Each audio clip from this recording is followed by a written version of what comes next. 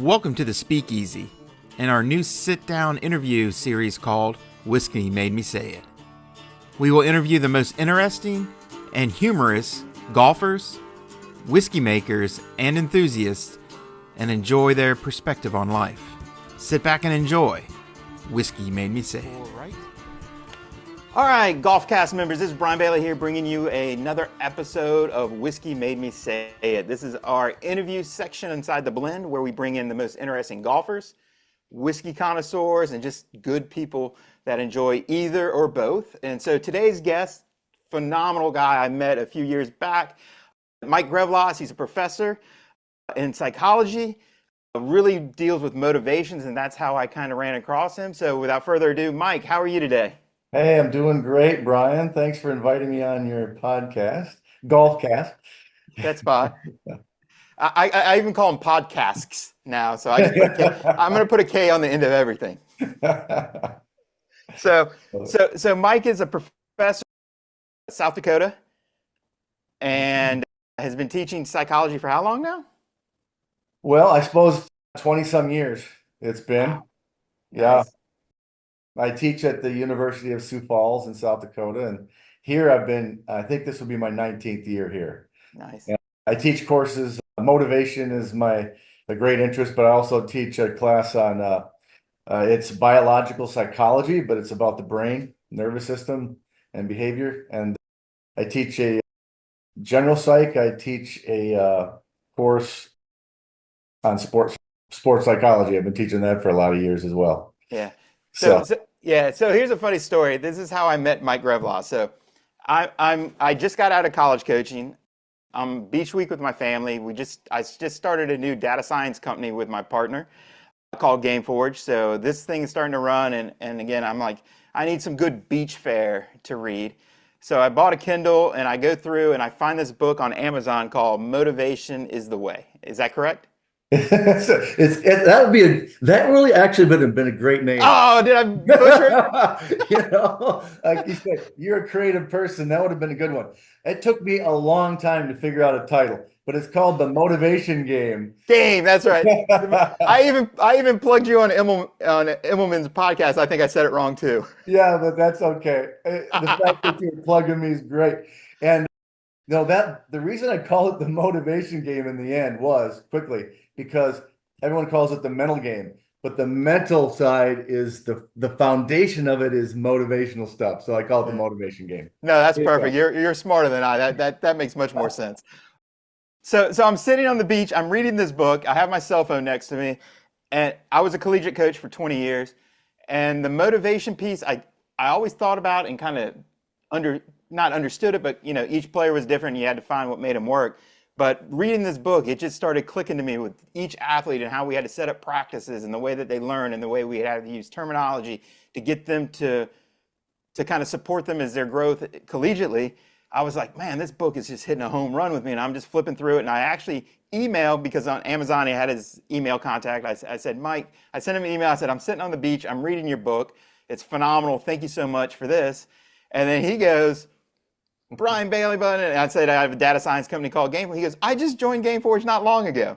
So again, the meshing of, golf, whiskey, small world, I think it was really, really cool. And then from that, we started hitting it off. We started talking. Mike was nice enough to come into fuelgolf.tv, where we do a lot of performance videos via golf. So I said, there's no reason not to bring Mike over into this podcast. So thank you so much. So kind of, for a lot of people, you're going to be brand new. And I know motivation is the really interesting part. So look at motivation towards golf and kind of give us a overview of how you see that.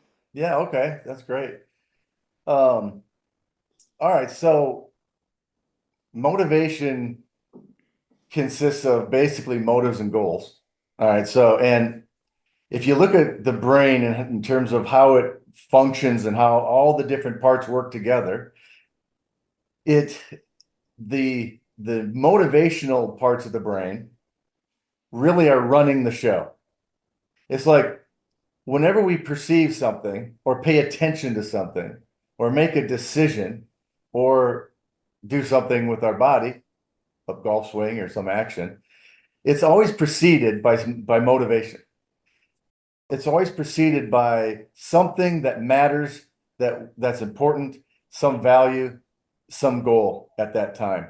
And most of the time, we don't really know, or we're not thinking consciously about what that motivation is. We can, and we do, but most of the time, it's just become more of a motivational habit in certain situations where these goals just get kicked in, and then they are running the show. So like, we don't just pay attention to anything. We pay attention to things that relate to a goal that's been already kind of activated up there in the brain. Or some motive. A motive would be like a higher order goal, something that matters longer term or more, a higher duration or longer duration, I should say. You know, something like in golf, it would be being able to achieve something down the road, winning, being able to avoid some embarrassment when you're around your friends. It would be attempting to get a great score during your round. It would be winning a tournament, all these different things. There's all sorts of things. Even validating your self-concept would be something pretty deep, but that would be a motive that gets kicked in during golf. Yeah. So all of these things are happening, but every decision happens because of a value system that's being played in the brain. And we what happens is that we have oftentimes multiple goals happening or multiple value systems happening at the same time. And so we're trying to figure out what to do. And our decisions can be tough sometimes because we have conflicting values, and we're trying to figure out what to do on the basis of which one seems to be the priority at that moment. And the only one that matters, and the only goal that matters, and the only motive that matters at any time is the one that's active right this moment. We can write down value systems, 10 greatest values, but if they're not activated now, they make no difference in our life. They don't make any difference in our golf game. So even as we're speaking right now, as we have this conversation, there's various goals being turned on, turned off as we think about what we're going to say next. And Yeah. it happens so fast because we've had so many conversations over the years, you know, and people in general have talked to other people. We know how it works. And people's personalities are based on the goals that are activated at any given time, which are different for different people, and also the ways that we get those goals met. Yeah. And so that's different for different people. So we have different personalities because of the motivational systems that we've developed over time. So I hope that's a little bit random, but hopefully that provides some sense of the importance of motivation. I can give more details as we continue to talk, but that's kind of an overview. So the mental game, confidence, concentration, all those things are based on the motivational factors. And so if we want to improve someone's confidence, we better understand what they're basing their confidence on, which are certain goals, certain motives that have become very important at that time. And so we talk about confidence being based on the things that we can control. Well, that would be things that we would need to help somebody prioritize more at that moment. So when we say, hey, base your confidence on being able to do the process in a routine. Well, that's saying that we need to change the value system in the moment to what we're doing in the moment versus what's going to happen at the hole or at the end of the round. So we are always changing the motivation when we change the mental game. Even concentration's based on motives, because you can't concentrate if you have multiple goals in your mind at the same time. That's like the killer of concentration. So how do you concentrate? Have one goal right now in the moment, and that goal will have some maybe motives in the background, but you're going to have in the foreground one goal, and that's how you concentrate. That's not easy, but that's how you develop a good mental game in situations where you are easily distracted. So there's just another piece where that gives an overview of some of the things where motivation is tied to the mental game. I love that. The one thing that's the one thing I've learned more than anything in coaching. It's one thing. Like when I have a training session with an athlete, we're working on a thing, whatever that thing might be. We're going to find that one piece that we need to kind of gnaw on, and we're going to attack that one piece. Now, that one thing can have tentacles that spread out to a Right. lot of things, but there's one component or one piece, and I think where I see most athletes go wrong, and a lot of coaches as well, for those that might be coaching golf or other sports that are listening, is they try to do too much in a training session, and the message gets watered down. And then worst case, as you're presenting this and you don't quite understand your athlete, I mean, it could be in a completely wasted training session just by understanding what the athlete needs, what their motivations are, and what that looks like. So Yep. talking Absolutely. one thing, what would be a good thing for an athlete, no matter what sport, golf, any sport, what would be the kind of a good way to start to categorize and start to think about one thing? Yeah.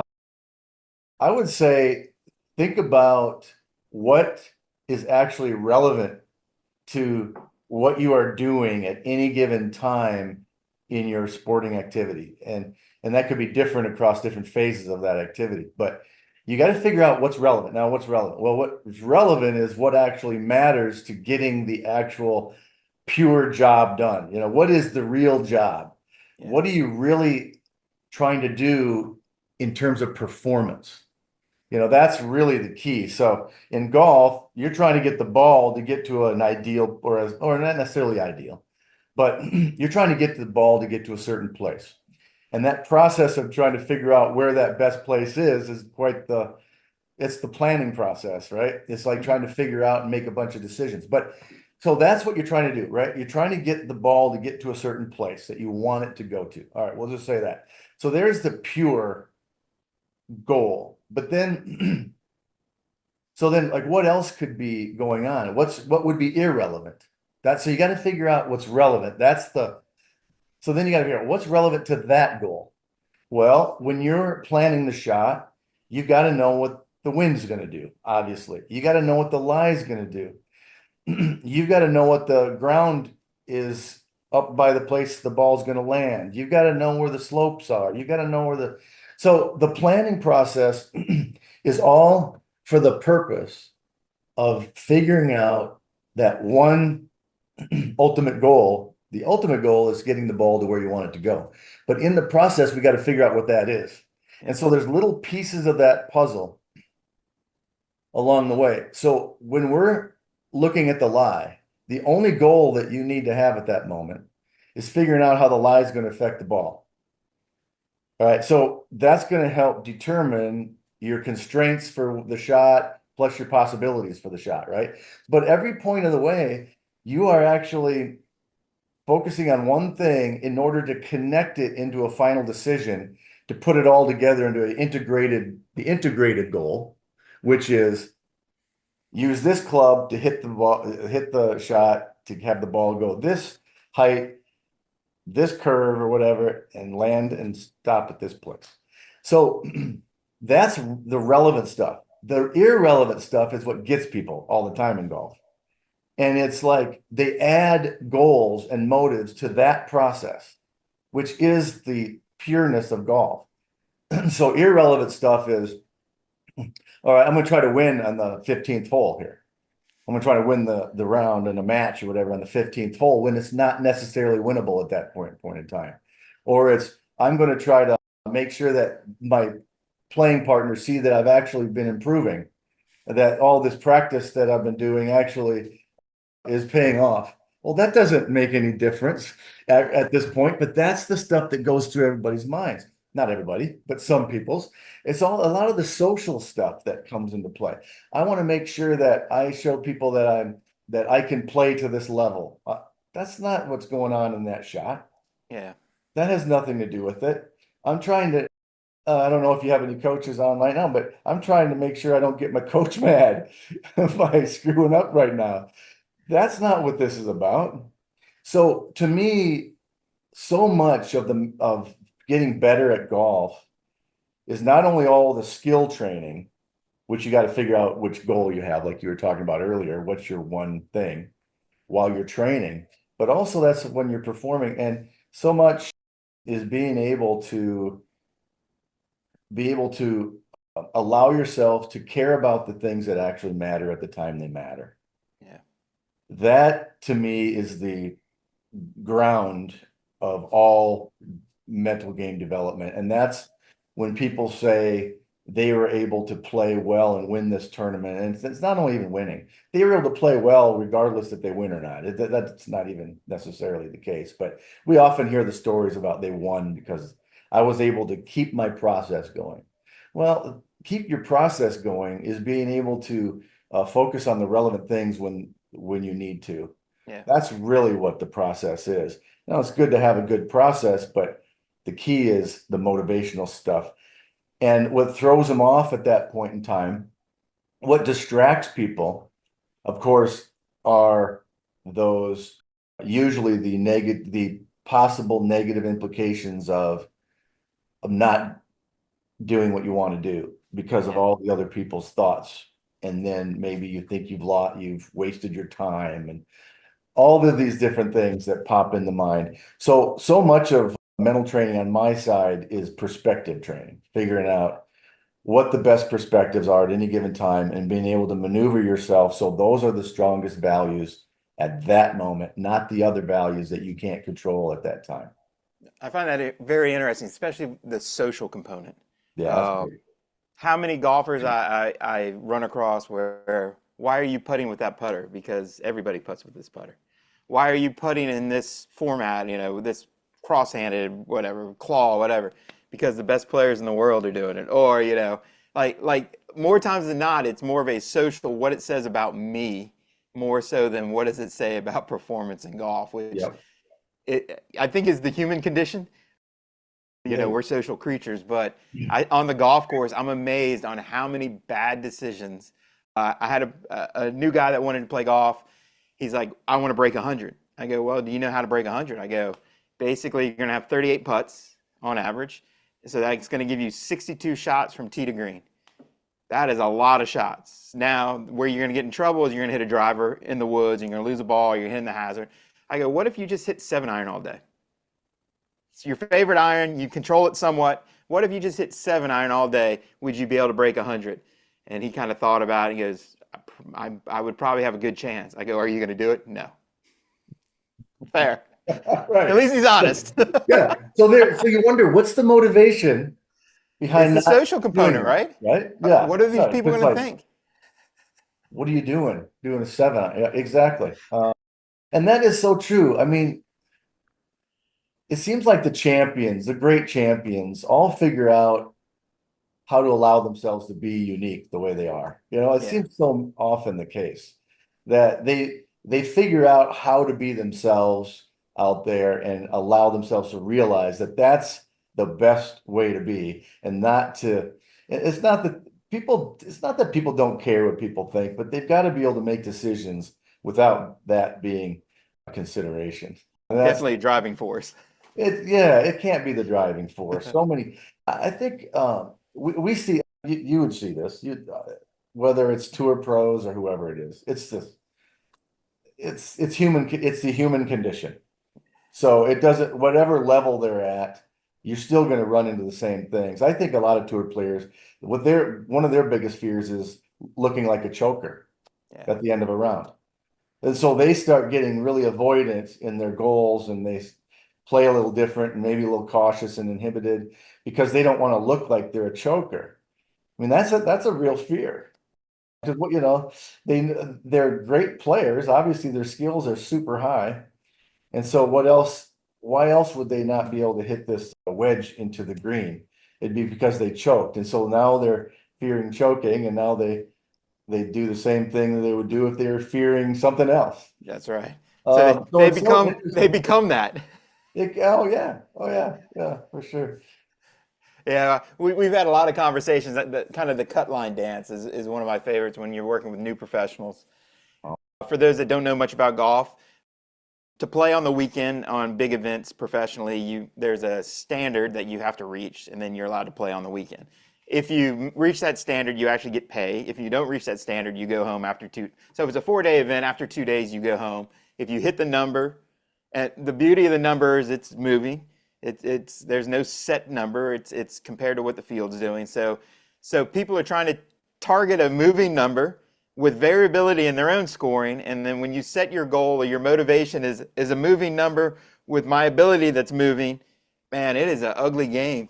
Ugly game. And I always say that a lot of young professionals, they dance on the cut line way too much because that's their goal. Their motivation is to make the cut. It's not to try to win or just to blow past the cut and not worry about it.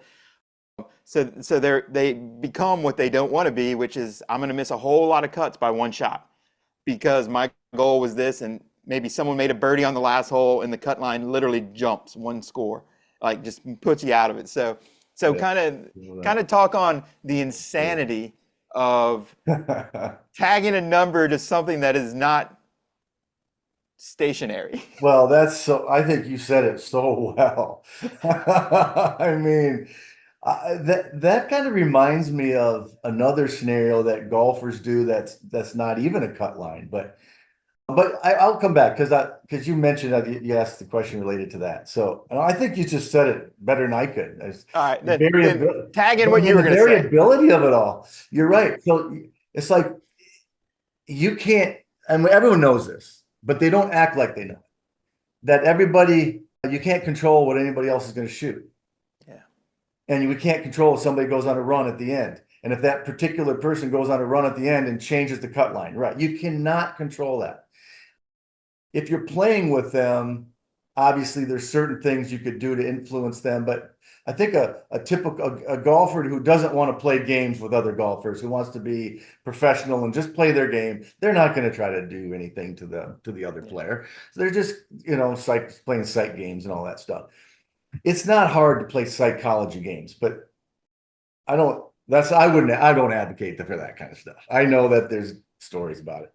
I don't advocate for it. So you can't influence really how they're going to play. You play, and so therefore you really only in the end are controlling your own game anyway. And most of the time you're not playing with those players who are going to change the cut line anyway. Yeah. So the bottom line is that's the first thing I'd say is trying to maneuver things you can't control are irrelevant. They're just distractions. Okay, the second thing that this reminds me of, I even think that a lot of people regulate their scores around par, right? Yeah. And even regulating that's stable. That's not changing. The par is going to stay the same. Par 71, par 72, par 70, whatever it is. But I think people regulate themselves about where they're at in terms of above and below the par line. Yeah. And our scores, we even talk about our scores in relation to par. And I sometimes think that throws people off. That, okay, so maybe they're trying to shoot under par for the first time. And of course, like there's some par that someone else has created. You didn't create that par. Yep. Someone else did that.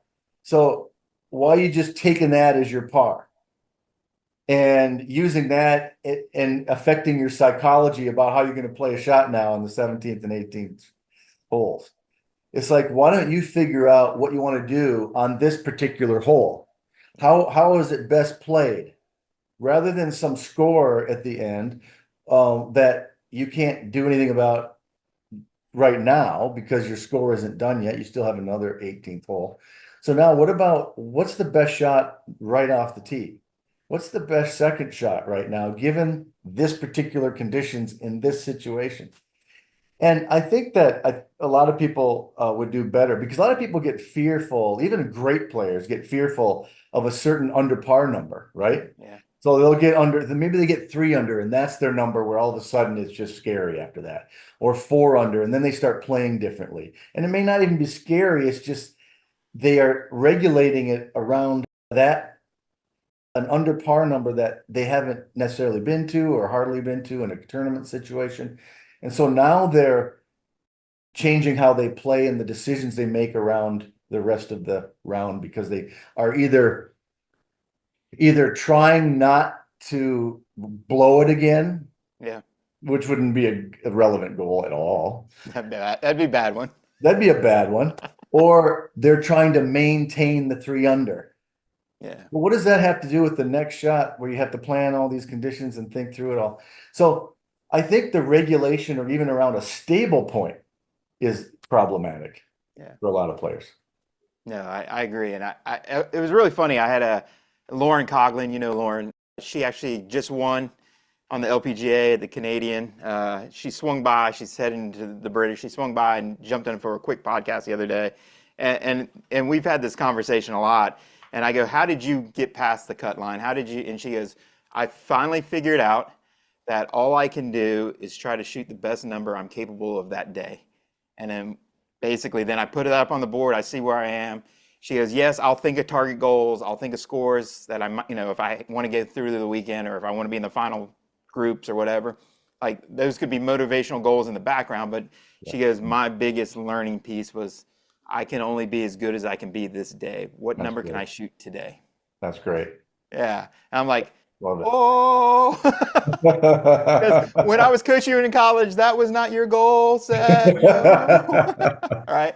Her goal set was to make the team. You know, so again, I think it's just kind of that progression of becoming a better player. Yeah. And Well, that's an I'll set you up absolute, for, yeah, I'm sorry, go go ahead. ahead.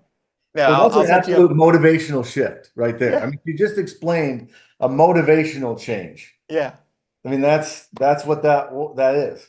That And is, then what that motivational change, how it changed her progression as a professional. I yeah. mean, I mean, from yeah, what a year. fighting, trying to keep a card, to thinking about quitting golf, to making a whole lot of money, going to play in the Solheim Cup this year, like just completely turnaround. And Yeah. the big change for her was like, I'm only as good as I can be that day. Isn't that And great? then I go tee it up again tomorrow and see if that's good enough which again, to me as a coach is what you're really looking for is that growth in an athlete where they're not looking for technical pieces to fix it or, you know, but I'll tee you up for this one. Kind of thinking in that lines and kind of the sports psychology, especially on the golf side, it's chaos. Where does most sports psychology, not the psychologist, I'm not calling anybody out, but where does kind of what people think sports psychology is and how that can be actually a little detrimental to performance as well? I know I can throw out a couple examples if you need them. Okay. Well, yeah, you might add, we'll have you add to it for sure, I'm guessing. But yeah, sports psychology in its conventional piece, there's things come to mind. The first thing that comes to mind is the idea of mindfulness. And I have nothing against mindfulness. I mean, to me, mindfulness, if you call it awareness, depending on what you're aware of, is really good. Yeah, But I think a lot of people think that mindfulness, you equate it with relaxing your body and mind all the time. So like you're relaxing your body and you got to be relaxed to play great golf. That's to me problematic. A lot of people, because what's going to happen if you really believe that and now you're not relaxed? What's going to happen to your confidence that your ability to be able to pull off shots if you're now really nervous? yeah, Well, okay, nervousness is absolutely fine. All right, there's no problem with nervousness as long as you're not creating too much tension that creates changes. But all right, so that's one. I think that the idea of I think that the routine, like the idea of just going through a physical routine is going to take care of everything.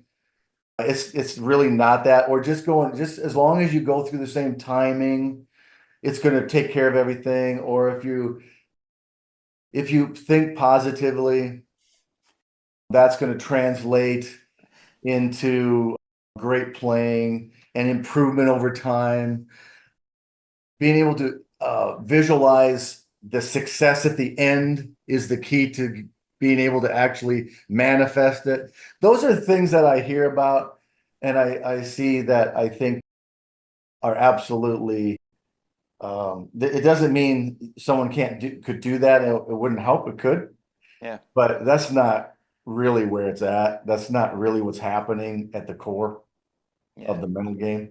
Um, and so, I mean, there's a lot of sports psych stuff that people are doing in their offices that you don't see anywhere on social media that they're doing some really good work. Yeah.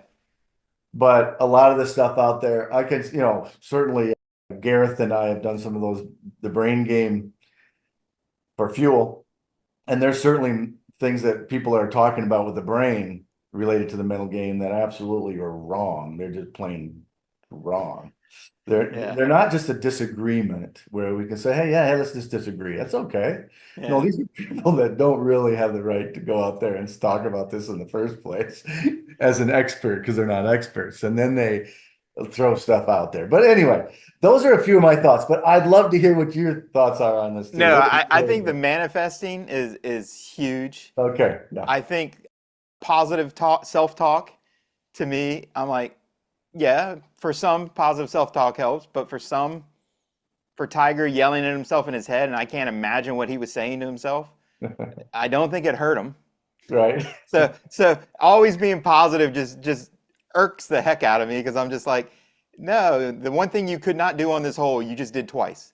Like, like Right. there's no positive way of saying this. Exactly. But Oh, that's but, so but true. I would say again, I think it's kind of that model that kind of cookie cutter, which I get a lot of books and stuff. It's you're writing for sixth grade, not PhD students. So I get a lot of that, and I cut a lot of these guys a lot of slack Yeah. because I know guys that are doing really cool stuff, and some of the stuff you might read from, you're just like, eh.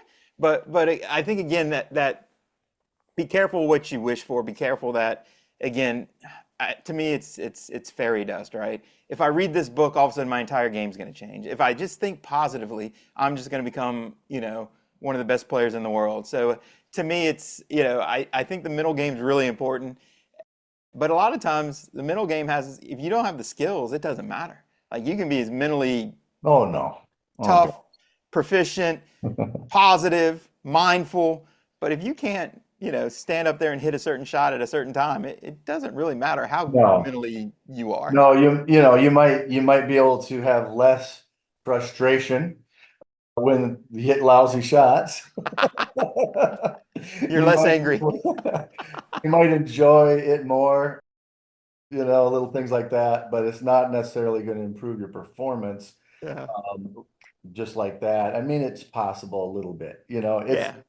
but you're talking about if you don't have the skills, then you're talking about a chip shot that's, 30 feet from the pin instead of 40 feet from the pin. Yeah. Yeah, maybe. Maybe. No, that's not the right, it's not the, I always look at it this way. I think the mind is, I think I know that the mind is involved in every moment of our existence. So Yeah. the mind is always relevant. It's always impacting whatever's happening. But this is the thing. I think the psychology of skill acquisition stuff is so important. The psychology of what you're doing to improve at the practice facility is incredibly important. And I think that we don't talk enough about that Yeah. because the mind is still there. It does matter. And a lot of these motivational stuff they're still there. They're there while you're practicing. They're there when you're, whatever you're doing while you're training.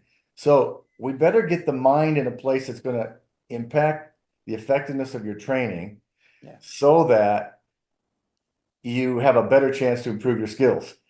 I don't think we talk about that very much. It's usually always about what's going on in the golf course. Yeah.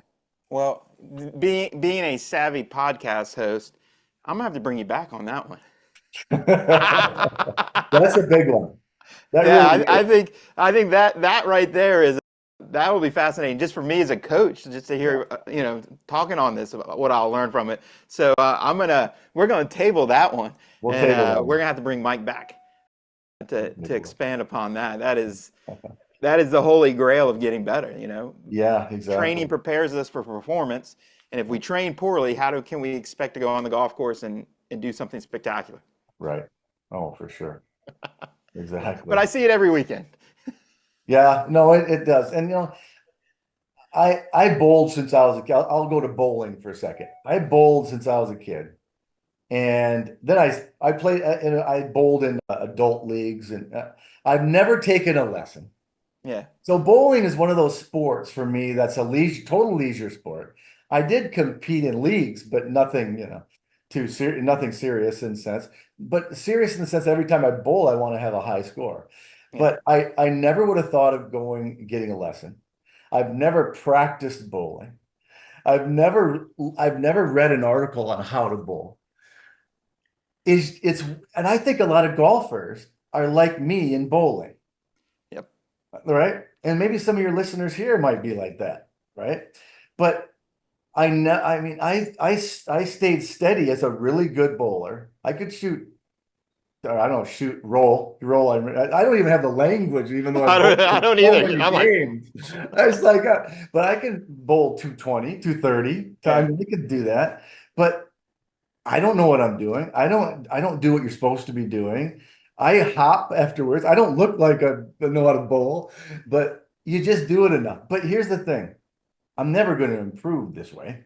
And a yeah, lot of golfers are like me and they never improve because they never really think about the improvement process in a way that allows them to. And a lot of them are embarrassed to even share that they're practicing because their expectations get too high and they're afraid of being embarrassed that, gosh, you're taking this game seriously. But gets now all back of a into your sudden, now if you social. don't play well, you're going to get made fun of by your buddies and all this.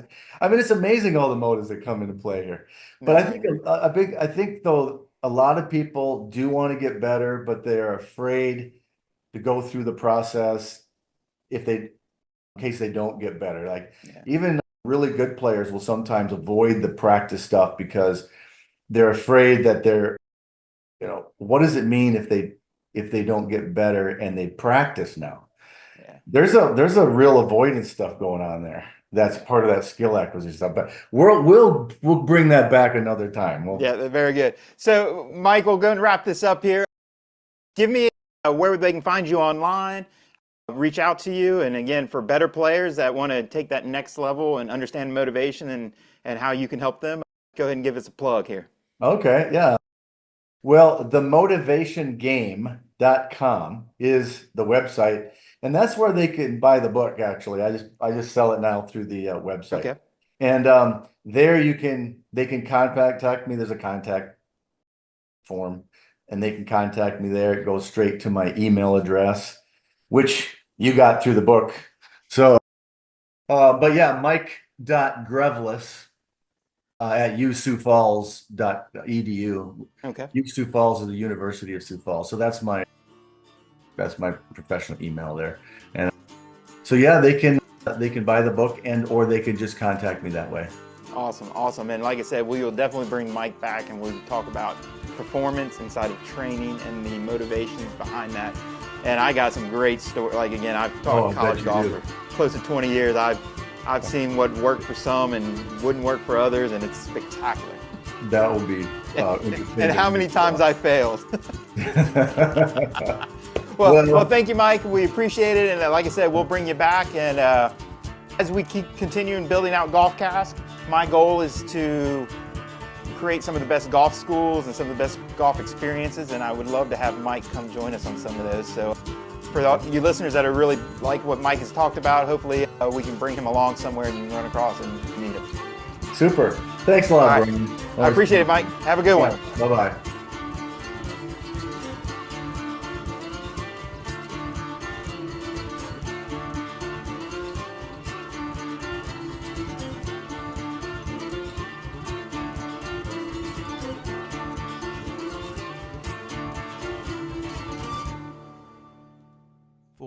For right